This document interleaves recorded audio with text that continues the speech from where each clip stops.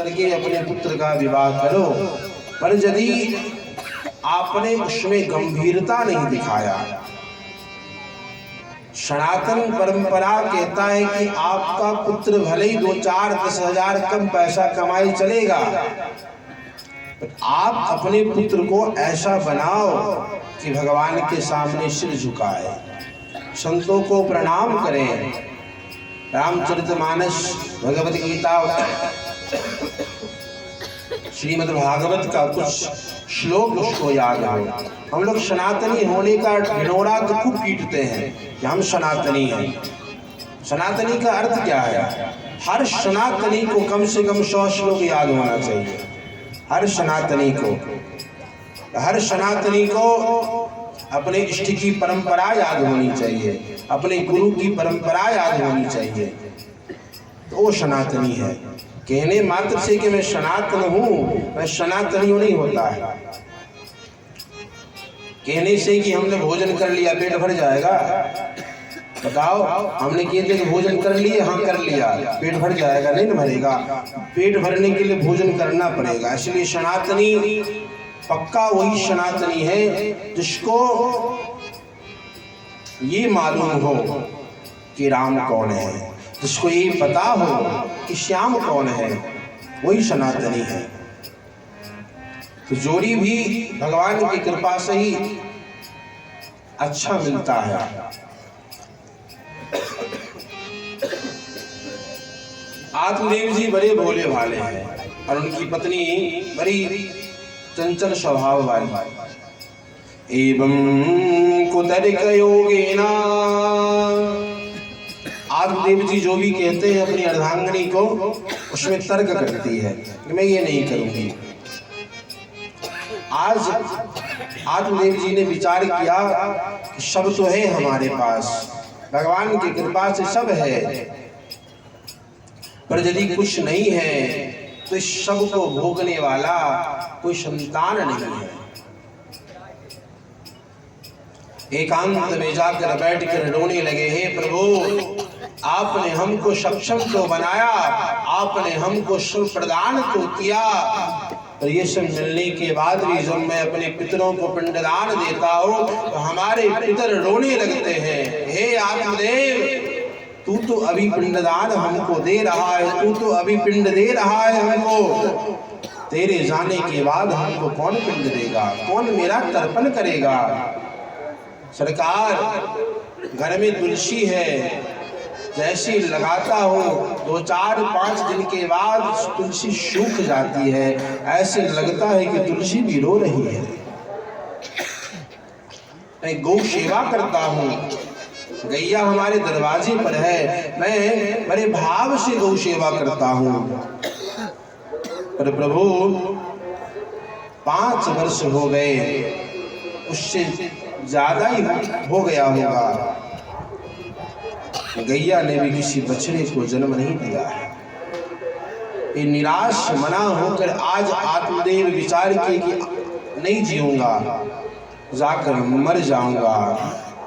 उसी तुंगभद्रा नदी के तट पर पहुंचे हैं, उसके पहाड़ पर चढ़ गए हैं, अट्टालिका पर चढ़ गए हैं और बोल रहे हैं कि यहीं से कूदूंगा और मर जाऊंगा।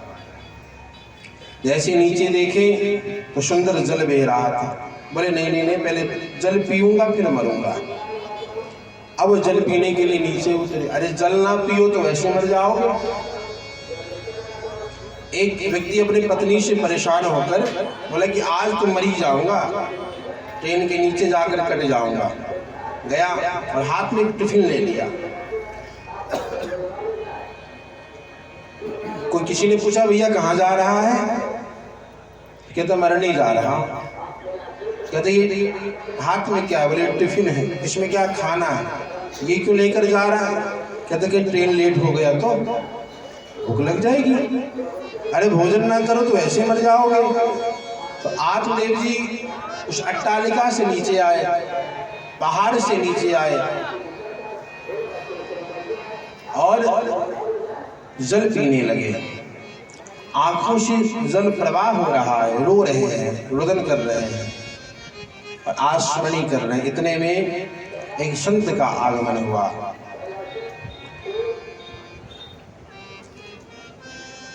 संत देखे किसी कि इसके ललाट को देखकर ऐसा प्रतीत होता है कि ये किसी ब्राह्मण कुल से है। जब निकट गए तो निकट जाकर पूछे कि हे विप्र, आप रो क्यों रहे हो? आत्मदेव जी कुछ नहीं बोले। जब दुख होता है ना, तब कुछ मुंह से निकलता नहीं है, तब मुंह नहीं बोलता, तब आंखें बोलती है। जब विपत्ति का आगमन होता है जीवन में बंधुओं, तब मुंह बोलना बंद कर देता है, तब आंखें बोलना प्रारंभ कर देता है,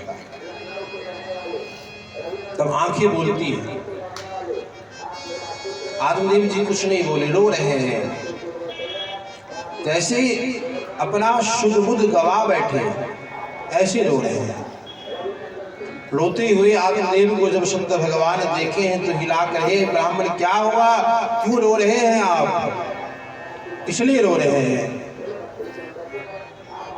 आत्मदेव कहते, सरकार मैं अपनी दुख की वेदना कहाँ तक सुनाऊं आपको। मेरा दुख इतना है कि आपको यदि सुनाना प्रारंभ किया तो पूरा दिन निकल जाएगा, पर मेरा दुख समाप्त नहीं होगा, मेरा दुख समाप्त नहीं होगा। संत भगवान कहते हैं, ऐसा कौन सा दुख है, बता तो सही। तो आत्मदेव जी अपनी पूरी कथा संत भगवान को सुना डाले।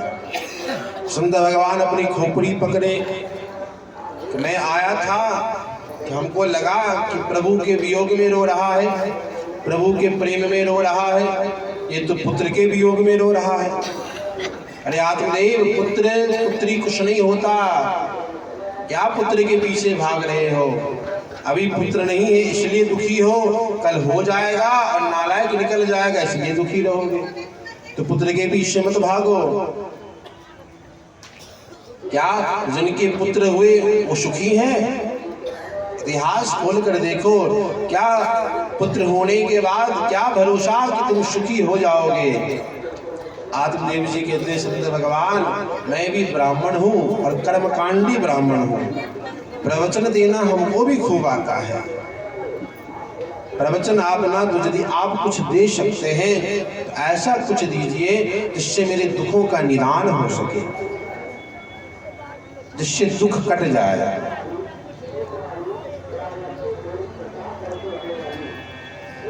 संत भगवान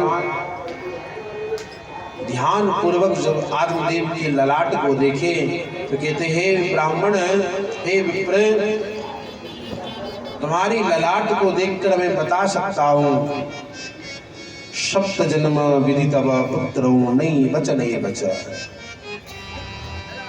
तुम एक जन्म के लिए रो रहे हो,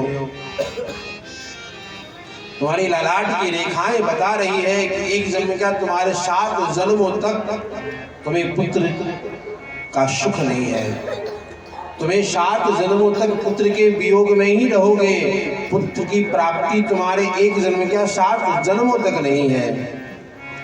आत्मदेव जी सिर पटकने लगे, संत भगवान के चरणों में जोर जोर से सिर पटकने लगे। सरकार मैं तो एक ही जन्मों के लिए रो रहा था, आपने 7 जन्मों की कथा और सुना दी, अब तो जीने का कोई लाभ नहीं है, अब तो मैं आपके चरणों में सिर पटक पटक कर मर जाऊंगा। वैसे भी मरने आया था, आप आ गए तो थोड़ा आपसे बात हो गई। अब संत भगवान कहते, भैया तू मरने आया था तो मेरे चरणों में ही क्यों मर रहा है, कहीं और जाकर मर। आत्मदेव जी कहते, सरकार मैं मरूंगा तो आपके चरणों पर ही सिर पटक पटक कर मर जाऊंगा और आपको ब्रह्म हत्या लगेगी, इसका पाप आपको चढ़ेगा। संत भगवान कहते हैं कि जब तुम्हारे प्रारब्ध में संतान है ही नहीं तो तुम क्यों बेकार में रो रहे हो। आत्मदेव जी बड़ी सुंदर बात बोले हैं कि हमने पढ़ा है कि यदि प्रारब्ध में जो ना हो, भाग्य में जो ना हो, वो यदि संत आशीर्वाद के रूप में प्रदान कर दिए, आशीर्वाद दे दिए कि पुत्रवान भव, तो यदि भाग्य में नहीं है तो भी भगवान संत के वचनों का आदर करते हुए जीव के भाग्य में लिख देता है पुत्रवान भव। हमको पता है, इसलिए आप यदि चाहो तो हमें पुत्र की प्राप्ति हो सकती है। संत भगवान कहते जब तुम्हारे प्रारब्ध में ही नहीं है तो मैं कहां से पुत्र दे दूं? बोले जय जय। जब तुम्हारे भाग्य में ही नहीं है तो मैं कहां से पुत्र दे दूं? पुनः मैं आप सबसे निवेदन करूं कि जो भी चप्पल पहनकर पंडाल में आए हैं, सब श्रोताओं से मैं निवेदन करता हूं, जो भी चप्पल पहनकर पंडाल में बैठे हुए हैं वो तो या बाहर चप्पल खोलकर आए। यदि आप चप्पल पहनकर पंडाल में बैठते हैं तो हमारे पंडित जी आपको पंडाल से बाहर कर देंगे। बोले जय जय। आप अपने घर में, आपका जो घर है उसमें जो मंदिर है उसमें कभी चप्पल पहनकर जाती हो? बताओ कि आपका जो घर है जिसमें भगवान का जो स्थान बना हुआ है उसमें आप कभी चप्पल पहनकर जाती हो? हाँ या ना? जोर से बोलो। नहीं ना? तो ये क्या है? ये कथा पंडाल है। सामने ठाकुर जी विद्यमान है, सामने भागवत जी विराजमान है, उसके सामने हम चप्पल पहन कर बैठे शोभा देगा? देगा शोभा? इसलिए आप चप्पल बाहर खोल कर आओ और खूब आनंद के साथ यहाँ बैठो और कथा श्रवण करो। आत्मदेव जी कहते हैं कि सरकार हमको पता है यदि आपने हमको आशीर्वाद प्रदान कर दिया तो हमें पुत्र हो जाएगा, ये भरोसा है। संत समझ गए कि ये पक्का चेला है, वैसे ये छोड़ने वाला नहीं है। हाथ में एक फल लिए, फल को अभिमंत्रित करके आत्मदेव जी को दे दिए, जाओ अपनी पत्नी को खिला देना, कुछ समय के बाद सुंदर से बालक का जन्म होगा। अब आत्मदेव जी जहां मरने जा रहे थे वहां उठकर खड़े हो गए और नाचने लगे, जय हो संत भगवान की जय हो। संत की कृपा हो तो जीवन में क्या नहीं मिल सकता है। सरकार अब बताओ, उस फल खाने का कोई विधान भी है, विधि भी है? संत कहते हैं कि कोई ज्यादा विधान नहीं है, कुछ सूक्ष्म थोड़ा छोटा सा। अपनी पत्नी को बोलना, कभी झूठ ना बोले, कभी किसी से झगड़ा ना करे, कभी किसी के साथ बुरा ना करे, प्रातः काल जल्दी उठ जाए, स्नान करके भगवान की आराधना करे, यही नियमावली है। बोले ठीक है सरकार। अब आत्मदेव जी फल लेकर झूमते नाचते हुए अपने गांव पहुंचे और जैसे गांव की सीमा में प्रवेश किए वहीं से पुकारना प्रारंभ कर दिया, अरे देवी सुनती हो? देवी की कानों में आवाज पहुंचा, देवी चौंक कर बाहर आई कि जब देखो तब गांव की सीमा से पुकारने लगते हैं। हाँ बताइए क्या बात है? आत्मदेव जी मुस्कुराते हुए हंसते, अरे देवी आज बड़ा सुंदर खुशखबरी लाया हूं। तो धुंधली कहती, कौन सी खुशखबरी लाए हैं? देखो देखो मेरे हाथ में क्या है? ये फल है, यही फल लाया हो, यही खुशखबरी है, लो जाओ जल्दी से इसको खा लेना तो संतान हो जाएगा। धुंधली के लिए आए दिन कुछ न कुछ जादू टोटका करके कुछ न कुछ लाते हैं, क्या अभी तक हुआ? तो आगे हो जाएगा। बोले नहीं नहीं नहीं, उस फल को तुम पा लेना, उस फल को खाने के बाद पक्की बात है कि पुत्र होगा ही होगा, जाओ पालो। अब धुंधली चंचल स्वभाव की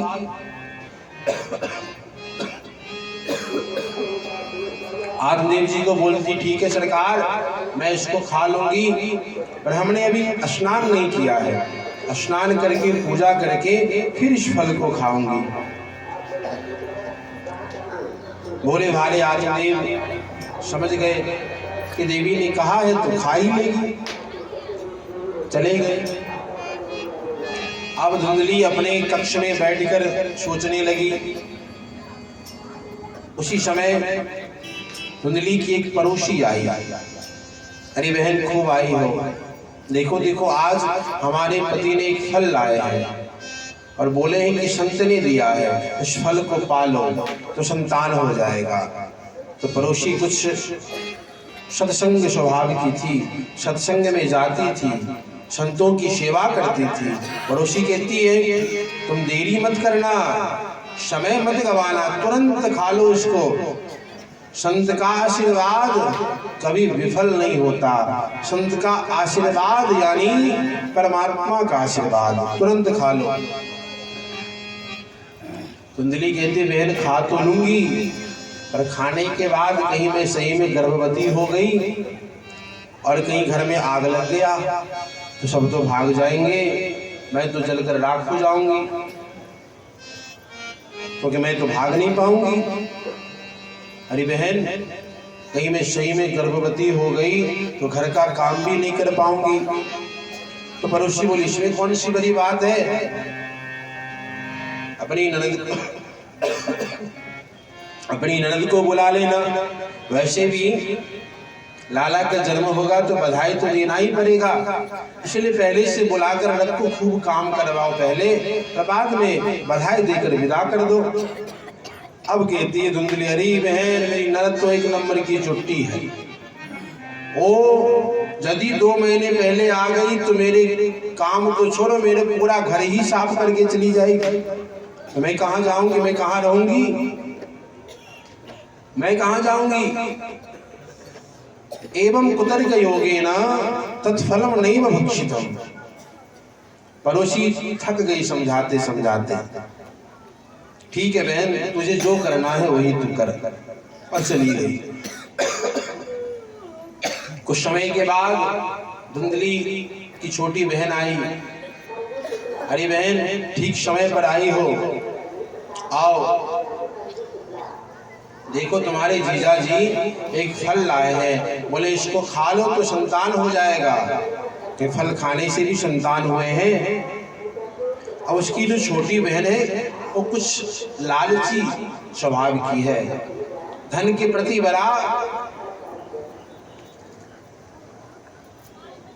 बड़ी लालची स्वभाव की है। धन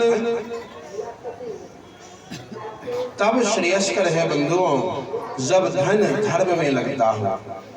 जो धन धर्म विहीन है वो धन, जैसे एक बार एक गांव में एक बहुत विशाल कुआं था। उस कुएं में समस्त गांव वाले जल पीने जाते थे। तो समय बदला तो सबके घर घर में नल लग गया, जल आने लगा, तो सब कुएं के पास जाना बंद कर दिए। कुछ 8-10 वर्षों के बाद पुनः जल आना बंद हो गया, तो सब जल विहीन हो गए कि अब जल कहाँ पिए, जल नहीं पिएंगे तो मर जाएंगे। तो सबको याद आया कि चलो चलो जिस कुएं से हम जल भरकर लाते थे वही कुएं से जल लेकर आएंगे। तो सब गए कुएं के पास। अब बताओ 10 वर्ष के बाद उस कुएं का जल पीने योग्य रहेगा। जब पहुंचे तो सब जल में पूरे कुएं में काई जम गया था। इसी प्रकार धन जो है जमा कर करके रखोगे और धर्म में खर्च नहीं करोगे तो उस धन में भी काई जम जाएगा। देखते हैं ना, तो धन सजो कर रखता है, धर्म में नहीं लगाता है। उन्हीं के घर पर जो इनकम टैक्स आदि जो आते हैं उन्हीं के घर पर आते हैं, जो धन को धर्म में नहीं प्रयोग नहीं करता। तो धन के प्रति जो ईर्ष्या है, धन के प्रति जो लालच है, ये होना चाहिए पर अति नहीं होना चाहिए कि धन ही सर्वोपरि है, ये भाव नहीं होना चाहिए। क्या आप धन से भोजन तो खरीद सकते हो, पर क्या धन से भूख खरीदा जा सकता है? क्या धन से वस्त्र तो खरीद सकते हैं, तो जिस वस्त्र को आप जिस तन पर धारण करते हो क्या वो धन से वो तन खरीदा जा सकता है? बताओ, वो तन खरीदा जा सकता है? नहीं खरीदा जा सकता है। इसी प्रकार धन जितना हमारे जीवन में आवश्यक है उतना ही हमको प्रयोग में लेना चाहिए। ये जो धुंधली की जो छोटी बहन है वो धन के प्रति बड़ी लालची है। वो कहती बहन नहीं नहीं, इस फल को तुम कभी मत खाना। पता नहीं संत ने किसी ने कौन सा मंत्र बोला होगा, कौन सा जादू किया होगा, कौन से टोटके का प्रयोग किया होगा, मत पाना। अब धुंधली की बुद्धि में सब बात फिट हो गई। बोले ओ बहन हो तो तुम्हारी जैसी। अब हमारे मन की बात यदि कोई करे तो उससे प्रिय हमको कोई लगता है? कोई नहीं लगता। भले चाहे हम बुरे हो, चाहे हम में लाख अवगुण हो, पर यदि हमारे अवगुणों की प्रशंसा करने वाला कोई एकाध हमको मिल जाए, हम उसको अपने घर का राजा बना देते हैं। एक यही है जो हमको समझता है और सब तो हमको भगाता है। यही आज का स्वभाव बन गया है बंधुओं। यही आज का स्वभाव है। धुंधली की बहन कहती है कि बहन तुम इस फल को कदापि मत पाना, कदापि मत खाना। मैं गर्भवती हूँ, मेरे 2 संतान पहले से हैं, मैं इस बार भी गर्भवती हूँ। अब जो संतान होगा वो मैं चुपके से आकर मध्य रात्रि में तुझे दे दूंगी और उसके बदले में तुम मेरे पति को थोड़ा बहुत धन दे देना, पैसा दे देना। अब धुंधली के मन में यह बात बिल्कुल फिट बैठ गया, बिल्कुल फिट बैठ गया। धुंधली की बहन कहती बहन और ये जो फल है ना तुम्हारे हाथ में, इस फल को तुम बहुत वर्षों के बाद, हो सकता है बहुत वर्षों से तुम्हारी गैया जो है दरवाजे पर, उसने भी किसी बछड़े को जन्म नहीं दिया है। तुम जाओ इस फल को तुम गैया को पवा दो, इससे इस फल का भी प्रयोग हो जाएगा। ये फल ठीक है या ठीक नहीं है, और तुम्हें संतान के संतान मिल जाएंगे। अब धुंधली की सब बात समझ में आ गई।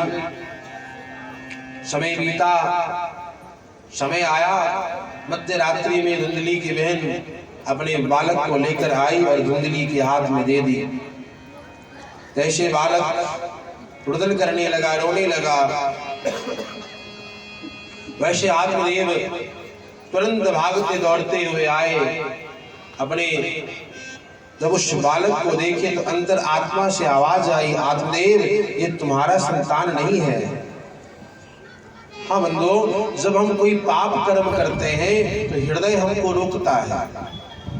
आप सबने अनुभव किया होगा, यदि आपने अपने जीवन में कोई भी बुरे कर्म किए होंगे तो हृदय सबसे पहले रोकता है कि नहीं नहीं नहीं, ये काम मत करो, ये गलत काम है। क्यों? क्योंकि हृदय में भगवान बैठे हुए हैं। भगवान हमको हमेशा रोकते हैं बुरे कर्म करने से, और हमारे नेत्रों पर मोह का पर्दा डला रहता है, हम उस बात को नहीं समझते।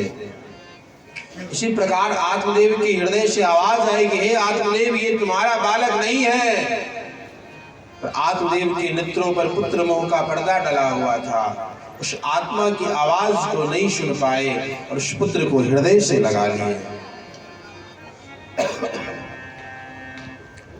आगे समय बीता, नामकरण का समय आया। आत्मदेव बोले कि मैं अपने बालक का सुंदर सा शास्त्र विधि के अनुसार, पुराण के अनुसार, वेद के अनुसार नाम रखूंगा। धुंधली कहती है सरकार 9 महीने पेट में हमने रखा, नाम आप रखोगे, ये तो अन्याय है। 9 महीने हमने अपने बालक को पेट में रखा तो नाम भी मैं ही रखूंगी। आत्मदेव भोले भाले बोले ठीक है, तुम्हारी प्रसन्नता इसी में है तो यही कर लो। तुम क्या नाम रखोगी? धुंधली कहती मेरा नाम धुंधली तो मेरे पुत्र का नाम धुंधकारी। अब नामकरण तो हो गया। त्रिमासे निर्गते चाथ साधीनो शुशुभेर्भकं सर्वांग सुंदरम दिव्यं निर्मलं कनक प्रभम। धुंधकारी का जब जन्म हुआ उसके 3 महीने बाद, त्रिमासे 3 महीने बाद धुंधली ने जिस गैया को फल खिलाई थी और गैया ने भी पुत्र को जन्म दिया है। उसका कान गौ की तरह है, इसलिए उनका नाम गौकर्ण रखा गया। दोनों युवक हुए। एक ने अपने परिश्रम के आधार पर गौकर्ण पंडितो ज्ञानी धुंधकारी महाखल। धुंधकारी महाखल। गौकर्ण अपने परिश्रम के आधार पर महाविद्वान बने, ज्ञानी बने, और धुंधकारी अपने बुरे कर्म के प्रभाव से महाखल महामूर्ख बना। जुआ खेलता है, मदिरा पीता है, दूसरों को कष्ट देता है, बालकों को मारता है, स्त्रियों की हत्या करता है। ये सब इसके बुरे कर्म हैं। देखिए बंधुओं, यदि आपके कोई भी कर्म करने से किसी को कष्ट हो रहा है, आपका कर्म यदि परोपकार के लिए नहीं है, देखिए परोपकाराय पुण्याय कि परोपकार से बड़ा पुण्य संसार में कुछ भी नहीं है। ये कुंभ मेला में क्या हो रहा है? ये कुंभ मेले में जहां आप देखिए वहां पर परोपकार ही हो रहा है। क्या संत कुंभ में अपने के लिए आए हैं, स्वयं के लिए आए हैं? ये पूरे महाकुंभ मेले में इतने जो श्रद्धालु आ रहे हैं, उसको भोजन कौन करवा रहा है? क्या कोई सरकार करवा रहा है? क्या कोई बीजेपी करवा रहा है? क्या कोई कांग्रेस करवा रहा है? कोई सरकार नहीं करवा रहा है। सबके भोजन की व्यवस्था कौन कर रहे हैं? साधु कर रहे हैं, संत किए हैं। हम सबको अपना एक घर चलाने के लिए कितनी विपत्ति का सामना करना पड़ता है, पर संत के लिए तो पूरा समाज ही उनका घर है, पूरा संसार ही उनका घर है, पूरा ब्रह्मांड ही उनका घर है। इसलिए दयालु होते हैं संत। संत जैसे परोपकार, संत जैसा हृदय किसी के पास नहीं हो सकता। धुंधकारी महाखल बुरे कर्म में लगा रहता है। एक दिन अपने पिता के पास पहुंचा, पिता से कहता है कि पिताजी हमको पैसा दीजिए, धन दीजिए। पिता कहते बेटा सब मदिरा में तो तुमने घर का जितना आभूषण, जितना मेरा जमा पूंजी था, सब तुमने मदिरा पीते पीते सब गवा दिया। अब तो मेरे पास कुछ है नहीं, मेरा केवल ये शरीर है, वो भी यदि तुम्हारे किसी काम आ सकता है तो इसको भी तुम ले जाओ। अब तो मेरे पास कुछ भी नहीं है। धुंधकारी कहता है पिताजी आप देते हो कि नहीं देते हो? आप देते हो कि नहीं देते हो? तो आत्मदेव जी कहते पुत्र जब है ही नहीं तो मैं तुमको कहां से दे सकता हूं?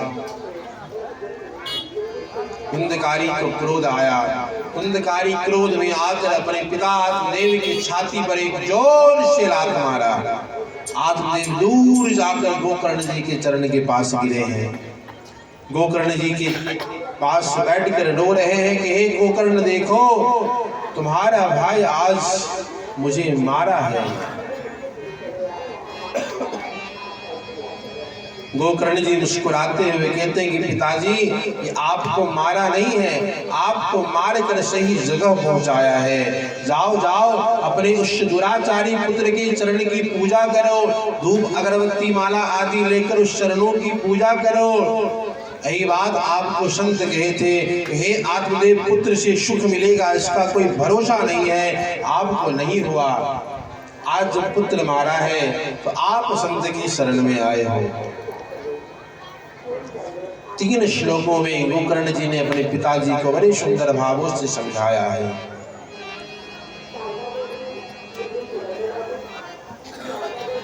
धर्मा भजस्व सततं त्यजलोक धर्मान शिवस्य साधुपुरुषा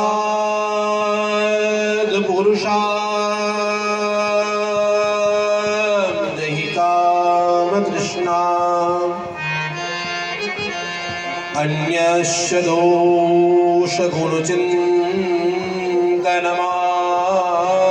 मुक्त्वा